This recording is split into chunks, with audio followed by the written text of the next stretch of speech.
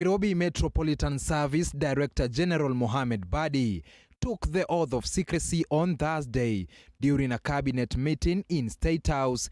It was official that Badi would henceforth attend all cabinet meetings and its committees pursuant to Executive Order No. 3 of 2020. Among the committees that Badi is set to be part and parcel is the powerful Development, Implementation and Communication Committee, mandated to supervise the execution of government programs, a committee chaired by Interior CS Fred Matiang'i. But Badi's inclusion into the cabinet is one that has since elicited more questions than answers over its validity. Constitutionally, the cabinet ought to be made up of the president, deputy president, cabinet secretaries, and the attorney general. These cabinet secretaries have to undergo a vetting process by a parliamentary committee before appointment. The inclusion of Badi, who is clearly none of the above, has kicked up a debate, with some arguing that the move is an attempt to suspend the constitution. The president did not present Mohammed Badi's name for purposes of approval by parliament. That is an important constitutional step because it helps in ensuring that the person who has been so appointed is suitable to take that public office.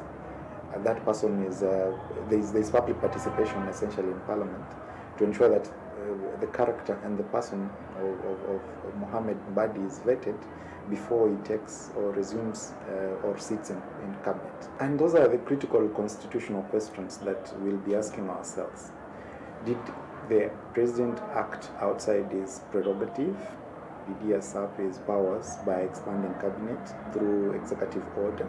And those are constitutional questions which can only be answered by the court. Badi joins CS without portfolio Raphael Tuju into the small circle of the cabinet that is clearly expanding by the day, at a time the room for expansion is non-existent. If Badi's inclusion is permanent, this would translate to an expansion of the cabinet, a move that might have serious legal implications. There are people making indications that the president is trying to militarize his second term and appoint military men into positions of influence where he has interest, and those are questions we want to see how the courts will handle the same as we go by.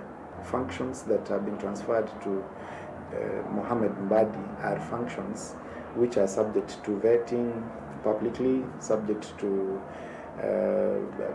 being taken to court and stuff like that. And the question as to whether Mr. Badi as a military person can be able to appear, can be able to be sued in our normal courts and not the military courts. With Badi now sitting in the cabinet, the status of Nairobi as a devolved unit is uncertain. This coming in the backdrop of the transfer of 4 key functions to the Badi-led NMS earlier this year. The president's directive is will create a very bad precedent, especially where there is existing law.